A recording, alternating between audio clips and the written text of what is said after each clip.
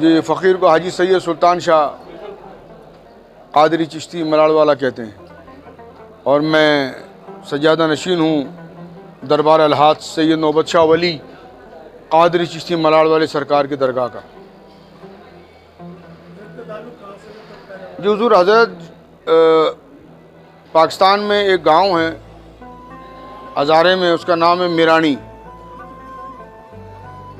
تو میرانی اس گاؤں کا نام ہے، سرکار یہاں پیدا ہوئے، اور سرکار کا جو دنیا سے جو رخصتی ہے، سرکار کا جو انتقال ہے وہ اورنگی ٹاؤن میں ہوا،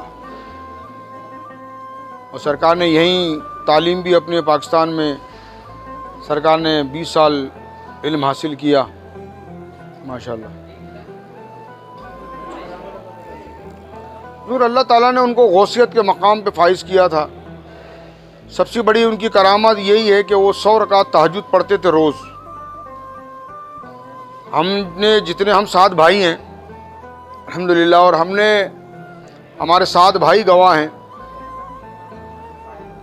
کہ ہر چیز تو گھر سے ہی ہوتی ہے، کہ ہمارے والد صاحب کبھی بھی رات کو 2 بجے کے بعد ہم نے اپنے والد کو پوری زندگی میں کبھی سوتے ہوئے نہیں دیکھا۔ وہ 1 بجے 1:30 بجے 2 بجے کے اندر اٹھ کے ماشاءاللہ طہارت فرماتے تھے، اور اس کے بعد اپنے نماز کا اہتمام فجر تک ماشاءاللہ ان کا جاری رہتا تھا۔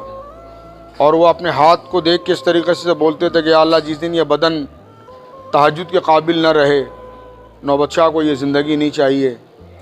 تو نماز کے، سنت کے، طہارت کے بہت سخت ماشاءاللہ پابند تھے، اور ان کا بلکہ جو پیدائش کا جو وقت تھا وہ ذی الحج کی صبح میں 4:45 پہ حضرت کی ولادت ہوئی تھی، اور جب دادا حضور علیہ رحمت الرحمن کا جب دنیا سے رخصتی ہوئی، جب وہ پردہ فرمایا انہوں نے، تو وہ بھی 4:45 کا ٹائم تھا فجر کا۔